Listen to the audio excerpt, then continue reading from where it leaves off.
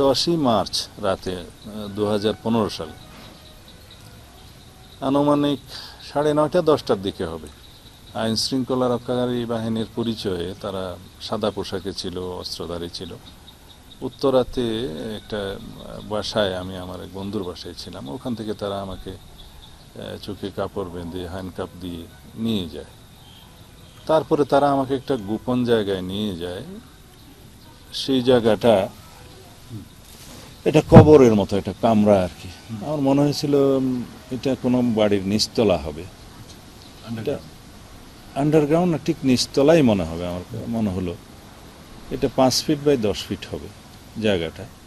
শুধু পেশাব পায়খানা করার জন্য একটা ছিদ্র ছিল এক কিনারে, একটা পানির ট্যাপ ছিল, লোহার দরজা ছিল, তার নিচ দিয়ে খাবার দেওয়ার জন্য একটা জায়গা ছিল এরকম। আর বাইরে একটা ফ্যান চালু থাকতো, স্ট্যান্ড ফ্যান, আর উপরে ছাদের উপরে একটা হাই পাওয়ার লাইট ছিল।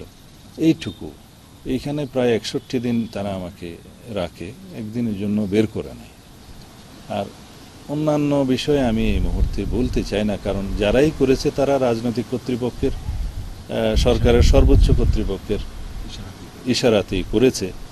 তা এবং আমি মনে করি একদিন না একদিন জাতীয়ভাবে এবং আন্তর্জাতিকভাবে কোনো না কোনো ফোরামে তার জন্য তাদেরকে জবাবদিহি করতেই হবে।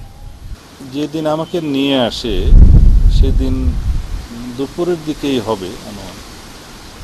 তারা একইভাবে ব্লাইন্ড, মানে চোখে কাপড় দিয়ে, হাতে হ্যান্ডকাফ দিয়ে তারা একটা গাড়িতে তুলে, মনে হয় 6-7 ঘন্টা বা তারও বেশি হবে, আমার ঠিক সময়টা আমি এখন মুহূর্তে বলতে পারবো না। যেখানে এসে থামলো সেখানে সন্ধ্যা হয়েছে বলে আমার মনে হলো আর কি, চোখে তো কিছু দেখছি না। তো ওখানে অনেক অপেক্ষা করলো, বেশ কয়েক ঘন্টা অপেক্ষা করলো। তারপরে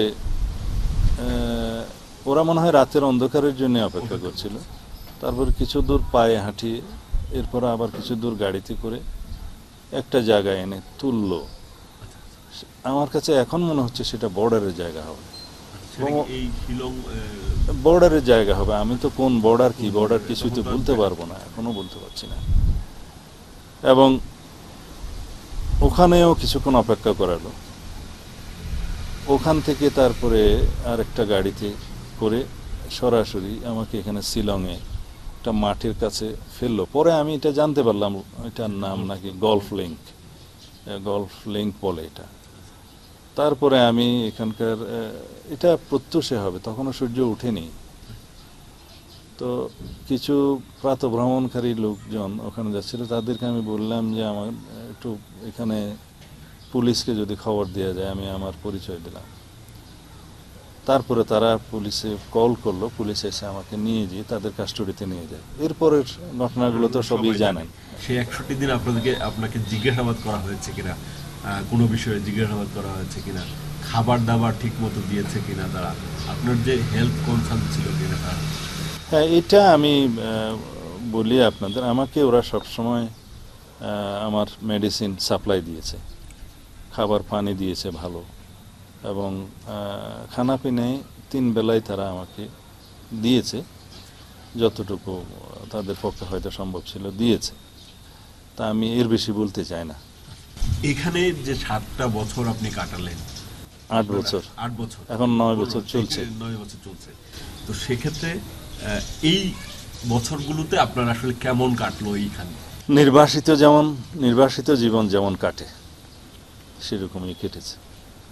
এটা কেবল আমার মতো আর যারা নির্বাসনে আছে, আত্মীয় পরিজন ছাড়া, বন্ধু বান্ধব ছাড়া, নিজের দেশ ছাড়া, তারাই কেবল বুঝতে পারবে।